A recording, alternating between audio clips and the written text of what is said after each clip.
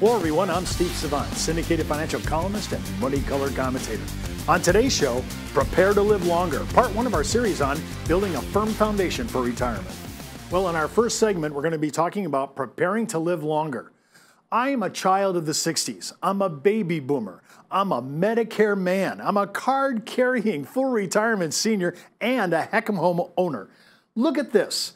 The Rolling Stones in the 60s, now these people are in their 60s, some of these guys even in their 70s.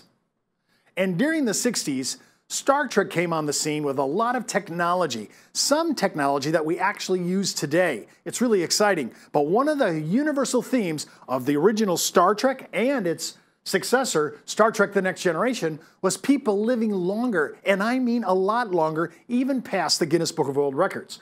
Look at these suggestions.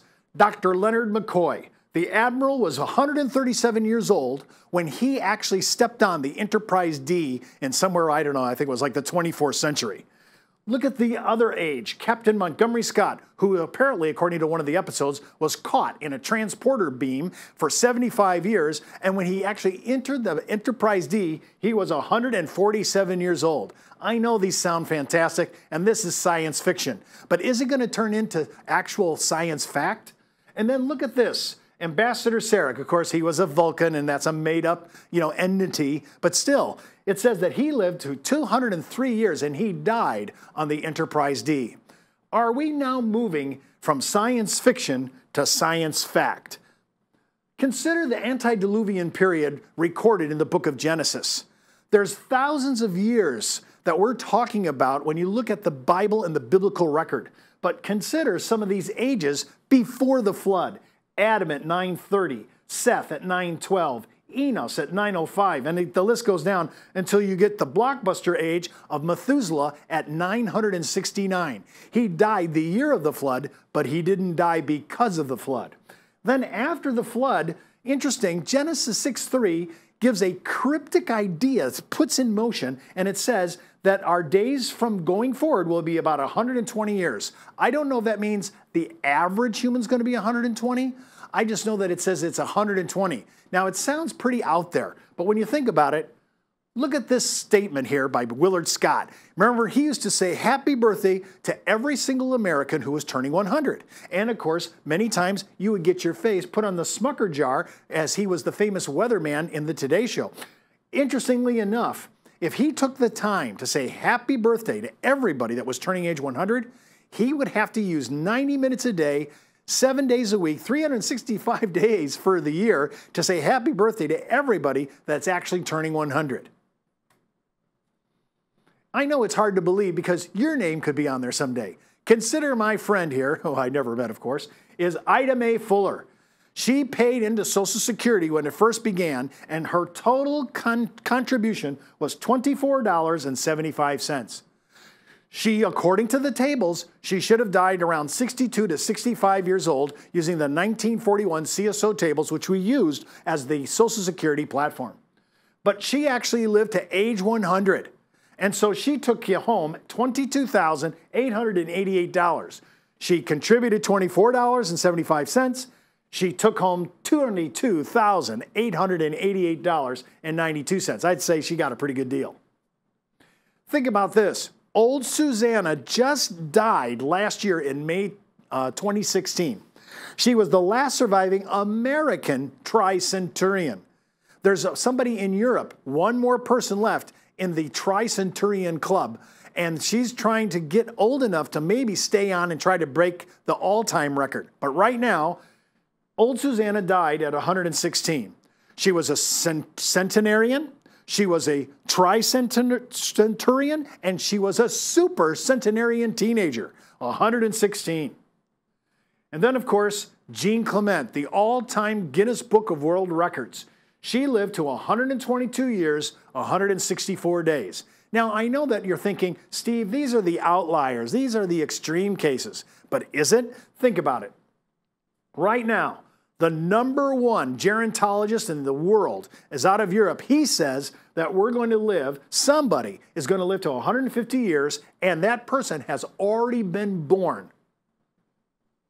Consider it. His name is Dr. Aubrey de Grey. He wrote a book called The End of Death. He actually believes this, that we're going to conquer mortality, and all the medical technology that's coming in the future could really impact us. And consider this. We've had tremendous medical advances over the last 20, 25 years, but not an advance that has such an impact on mortality that it could extend your life 10 to 20 years. That is yet to come, and I believe, according to the science, that it actually could happen in my lifetime. Look at the Society of Actuaries. Here's what they say, and this was printed in the Wall Street Journal at October 28th, 2014. I want you to think about this. The change in U.S. life expectancy for 65-year-olds. If you're a male, the average male is going to live about 86.6 years. The average female is going to live about 88.8 years. So when I'm looking at numbers like that, that is the average. And consider that if you're married, the female of a marriage is actually going to outlive her male counterpart 87% of the time. And when that occurs, she actually will turn about 93. The average for a survivor of a marriage, 93. So 88.6 for males, 88.8 for females, and then a married female, 93. That's the average. When we talk about averages, that means that half of those numbers, half of that number, half of America will live beyond those numbers. So it's really important to think it through and understand that human mortality is having a major impact.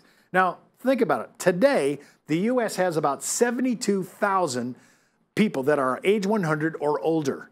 And when you consider that the worldwide, we have short of 500,000, about 450,000 that are actually age 100. And there's spots in the world that have, in my view, extraordinary population of age 100s, like Okinawa in the Japanese island chains, or Georgia, right next to Russia. When you look at these two areas, they have extraordinary longevity, and we don't know yet why, but we just know that they do have it. And then there's predicting by 2050, 3 million centenarians. So we know we're living longer, and whatever we had as actuarial plans, what almost all our estate plans now that were written in the last 10 years are already obsolete. Our retirement plans, our estate plans, our long-term care modules, our planning tactics are all really out of sync. So if you have to do, what I would do is, if you look at these averages, you can use these averages to plot your own timeline. But if you want, there's many tests out there. AgeWave.com and some of these other ones have great tests. You have to be honest. You have to answer the questions thoroughly, truthfully. And when you do, you're going to get a number. And you should start looking at that number and probably adding another 5 years to it. So when we're looking at human longevity and the impact that it has, we're looking at living a lot longer than our predecessors. Think about it. Most of the baby boomer females that are good diet, good exercise, and have longevity in their life, in their background, in their lineage, they're all going to hit 100. So we need to start thinking about how we're going to live later on. And remember, the long-term care may start a little later. Instead of having problems at early 80s, we might start having problems in long-term care in our mid-80s to late 80s. And that means that we'll be slowing down, but we're actually pushing the timelines out. Some people say that the new 50 is actually the age 70. Whatever you're thinking, you need to start looking at your longevity and how long you're going to live. And last point, think about it. We all are enjoying now 4 generations. Your great-grandparents, your grandparents, parents, and children all living in the same generation. We've never had anything like this ever before. So we have to start thinking about the mortality revolution and how it impacts our planning. And this is going to impact what I'm going to talk about, building a firm foundation. You need to have a mortality tool in your toolbox to make sure that your retirement is enjoyable and that you build a firm foundation. Don't forget to watch our next segment on spending and inflation, part 2 of our series on building a firm foundation for retirement. And keep in mind, before moving forward with any of the ideas on our show, always check with your tax consultant, legal counsel, and financial advisor. You've been watching Steve Savant's Money, the name of the game.